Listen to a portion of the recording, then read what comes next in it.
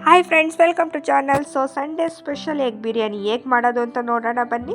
So ಒಂದು ತಪ್ಪಲಿಗೆ 5 ಮೊಟ್ಟೆ ಬೇಯಕ್ಕೆ ಇಕ್ಕಿದ್ದೀನಿ. ಸ್ವಲ್ಪ ಅದ್ರ ಜೊತೆಗೆ ಈರುಳ್ಳಿ ಸಿಪ್ಪೆನೂ ಹಾಕಿದ್ದೀನಿ, ಏಕೆಂದರೆ ಸುಲಿವಾಗ ಅದು ಒಡೆದೋಗ್ಬಾರ್ದಲ್ವ. ಸೊ ಅದಕ್ಕೆ ಏನೇನು ಇಂಗ್ರೀಡಿಯೆಂಟ್ಸ್ ಬೇಕು ಅಂತ ನೋಡೋಣ ಬನ್ನಿ. ಸೊ ಇಷ್ಟೇ ಇಂಗ್ರೀಡಿಯೆಂಟ್ಸ್ ಬೇಕಾಗಿರೋದು: 2 ಈರುಳ್ಳಿ, 2 ಟೊಮೊಟೊ, ಮತ್ತು ಒಂದು 2-3 ಹಸಿರು ಮೆಣಸಿನ್ಕಾಯಿ, ಸ್ವಲ್ಪ ಶುಂಠಿ ಬೆಳ್ಳುಳ್ಳಿ ಪೇಸ್ಟು, ಸೊ ರುಚಿಗೆ ತಕ್ಕಷ್ಟು ಉಪ್ಪು, ಸ್ವಲ್ಪ ಮೊಸರು, ಮತ್ತು 5 ಮೊಟ್ಟೆ ಸುಲಿದಿಟ್ಕೊಂಡಿದ್ನಲ್ಲ ಅದು, ಮತ್ತು ಇನ್ನೂ ಒಂದು 4-5 ಸ್ಪೂನ್ ಎಣ್ಣೆ, ಮತ್ತು ಇನ್ನು ಸೊಪ್ಪಲ್ಲಿ ಬಂದರೆ ಕೊತ್ತಂಬರಿ ಸೊಪ್ಪು, ಮೆಂತ್ಯ ಸೊಪ್ಪು, ಮತ್ತು ಇನ್ನು ಪುದೀನ ಸೊಪ್ಪು ತೊಗೊಂಡಿದ್ದೀನಿ, ಸ್ವಲ್ಪ ಮೊಸರು ತೊಗೊಂಡಿದ್ದೀನಿ. ಸೊ ಇನ್ನು ಪುಡಿಗಳಲ್ಲಿ ಬಂದರೆ ಧನಿಯಾ ಪುಡಿ, ಮೆಣಸಿನ ಪುಡಿ, ಮತ್ತು ಇನ್ನು ಅರಿಶಿಣದ ಪುಡಿ, ಸ್ವಲ್ಪ ಗರಂ ಮಸಾಲ ತೊಗೊಂಡಿದ್ದೀನಿ. ಸೊ ಇನ್ನು ಮಸಾಲೆ ಐಟಮ್ ಒಗ್ಗರಣೆಗೆ ಬಂದು ಚಕ್ಕೆ, ಲವಂಗ, ಮರಾಠಿ ಮೊಗ್ಗು, ಪಲಾವ್ ಎಲೆ ಇಷ್ಟೇ ತೊಗೊಂಡಿರೋದು. ಸೊ 2 ಲೋಟ ಅಕ್ಕಿ ನೆನಕ್ಕೆ ಇಕ್ಕಿದ್ದೀನಿ. ಇಷ್ಟೇ ಇಂಗ್ರೀಡಿಯೆಂಟ್ಸ್ ಬೇಕಾಗಿರೋದು. ಈಗ ಹೇಗೆ ಮಾಡೋದು ಅಂತ ನೋಡೋಣ ಬನ್ನಿ. ಸೊ ಈ ಗ್ಯಾಸ್ ಮೇಲೆ ಒಂದು ಕುಕ್ಕರ್ ಇಟ್ಟಿದ್ದೀನಿ. ಕುಕ್ಕರಿಗೆ ಒಂದು 3 ಸ್ಪೂನಷ್ಟು ಎಣ್ಣೆ ಹಾಕ್ಕೊತಾ ಇದ್ದೀನಿ.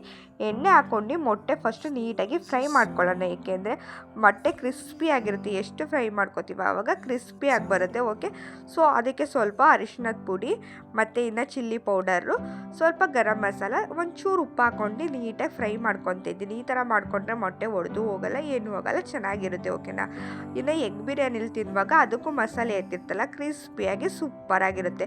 ಸೊ ಮೊಟ್ಟೆ ಎಲ್ಲ ಎತ್ಕೊಂಡಾದ್ಮೇಲೆ ಇದೇ ಎಣ್ಣೆಗೆ ಇನ್ನು ಮಸಾಲೆ ಪದಾರ್ಥ ಹಾಕ್ತೀವಲ್ಲ, ಇನ್ನು ಪಲಾವ್ ಎಲೆಲ್ಲನೂ ಅದು ಇವಾಗಲೇ ಹಾಕಿದ್ಬಿಟ್ಟು ಒಂದು 5 ನಿಮಿಷ ನೀಟಾಗಿ ಫ್ರೈ ಮಾಡಿಕೊಂಡ್ರೆ ಆಯಿತು. ಸೊ ಫ್ರೈ ಎಲ್ಲ ಮಾಡ್ಕೊಂಡ್ಮೇಲೆ ಈರುಳ್ಳಿ ಮತ್ತು ಹಸಿರು ಮೆಣ್ಸಿಕಾಯಿ ಹಾಕತ್ತೀನಿ. ಹಸಿರು ಮೆಣ್ಸಿಕಾಯಿ ಮತ್ತು ಈರುಳ್ಳಿ ನೀಟಾಗಿ ಫ್ರೈ ಮಾಡ್ಕೋಬೇಕು, ಲೋ ಫ್ಲೇಮಲ್ಲೇ ಇಟ್ಕೊಂಡು.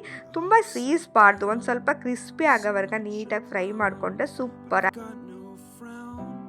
ಅದಕ್ಕೆ ಇವಾಗಲೇ ಸೊಪ್ಪು ಹಾಕ್ಕೊತಾ ಇದ್ದೀನಿ. ಮೆಂತ್ಯ ಸೊಪ್ಪು ಮತ್ತು ಪುದೀನ ಸೊಪ್ಪು ಹಾಕೊಂಡು ನೀಟಾಗಿ ಫ್ರೈ ಮಾಡ್ಕೊತಾ ಇದ್ದೀನಿ. ಅದು ಹಸಿ ವಾಸನೆ ಎಲ್ಲ ಹೋಗ್ಬೇಕಲ್ವಾ. ನೀವು ಯಾವುದೇ ಅಡುಗೆ ಮಾಡಿ ಅದರಲ್ಲಿ ಫಸ್ಟು ಹಸಿ ವಾಸನೆ ಹೋಗಿಲ್ಲ ಅದು ನೀವು ಎಂಥ ಮಸಾಲೆ ಹಾಕಿರೋದು ಟೇಸ್ಟ್ ಚೆನ್ನಾಗಿ ಬರೋಲ್ಲ. ಓಕೆನಾ. ಸೊ ಶುಂಠಿ ಬೆಳ್ಳುಳ್ಳಿ ಪೇಸ್ಟ್ ಹಾಕಿದ್ಮೇಲೆ ಒಂದು 5 ನಿಮಿಷ ಫ್ರೈ ಮಾಡ್ಕೊತಾ ಇದ್ದೀನಿ. ಸೊ ಫ್ರೈ ಎಲ್ಲ ಆದಮೇಲೆ ಟೊಮೊಟೊ ಹಾಕಿ ಅದನ್ನು ಒಂದು 5-10 ನಿಮಿಷ ಚೆನ್ನಾಗಿ ಫ್ರೈ ಮಾಡ್ಕೊಬೇಕು. ಓಕೆನಾ. ಅದು ಟೊಮೊಟೊ ಸಾಫ್ಟ್ ಆಗೋವರೆಗೆ ಫ್ರೈ ಮಾಡ್ಕೊಂಡಾದ್ಮೇಲೆ ಸೊ ಇವಾಗಲೇ ಉಪ್ಪು ಹಾಕ್ಕೊತಾ ಇದ್ದೀನಿ. ಉಪ್ಪು ಹಾಕಿದರೆ ಅತಿ ಬೇಗನೆ ಸಾಫ್ಟ್ ಆಗುತ್ತೆ. ಓಕೆನಾ. ಇವಾಗ ಅಂತಲೇ ಯಾವಾಗಲೇ ಅಡುಗೆ ಮಾಡುವಾಗಲೂ ಉಪ್ಪಿನ ಜೊತೆಯೇ ಟೊಮೊಟೊ ಹಾಕಿ, ಸೊ ಬೇಗ ಸಾಫ್ಟ್ ಆಗುತ್ತೆ. ಇನ್ನು ಮಸಾಲೆ ಐಟಮ್ಸ್ ಇತ್ತಲ್ಲ ಅದನ್ನು ಇವಾಗಲೇ ಹಾಕ್ತಾಯಿದ್ದೀನಿ. ಗರಂ ಮಸಾಲ, ಮತ್ತು ಇನ್ನು ಮೆಣಸಿನ ಪುಡಿ, ಮತ್ತು ಇನ್ನು ಧನಿಯಾ ಪೌಡರ್ ಹಾಕ್ಬಿಟ್ಟು ಅದನ್ನು ಒಂದು 2 ನಿಮಿಷ ಫ್ರೈ ಮಾಡಿ, ಆಮೇಲೆ ಮೊಸರು ಹಾಕ್ಬಿಟ್ಟು ಮೊಸರನ್ನು ಒಂದು 3 ನಿಮಿಷ ಫ್ರೈ ಮಾಡಿದರೆ ಆಯಿತು. ಸೊ ಫ್ರೈ ಎಲ್ಲ ಆದಮೇಲೆ ಇವಾಗ ಅದಕ್ಕೆ ಮೊಟ್ಟೆ ಹಾಕ್ತಾಯಿದ್ದೀನಿ. ಮೊಟ್ಟೆನೂ ಹಾಕ್ಬಿಟ್ಟು ಒಂದು 2 ನಿಮಿಷ ಹಂಗೆ ಫ್ರೈ. ಸೊ ಮೊಟ್ಟೆ ಈ ಥರ ಹಾಕಿ ಫ್ರೈ ಮಾಡೋದ್ರಿಂದ ಮೊಟ್ಟೆಗೂ ನೀಟಾಗಿ ಮಸಾಲೆ ಹತ್ಕೊಳ್ಳುತ್ತೆ. ಓಕೆನಾ. ಸೊ ಮಸಾಲೆ ನೀಟಾಗಿ ಹತ್ಕೊಂಡ್ರೇ ತಾನೇ ಯಾವುದೇ ಪಲಾವ್ ಅದು ತುಂಬ ಟೇಸ್ಟಿಯಾಗಿ ಬರೋದು.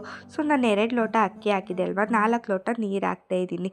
ಸೊ ಮತ್ತೆ ಇನ್ನೊಂದು ಮಿಸ್ಟೇಕ್ ಏನು ಮಾಡ್ತೀರಾ ಅಂದರೆ, ಸೊ ನೀರು ಹಾಕ್ಬಿಟ್ಟು ಅಕ್ಕಿ ಹಾಕ್ಬಿಟ್ಟು ಆವಾಗಲೇ ಕುಕ್ಕರ್ ಮುಚ್ಚಿಬಿಡ್ತೀರ. ಸೊ ಆ ಥರ ಮಾಡಬೇಡಿ. ಓಕೆನಾ.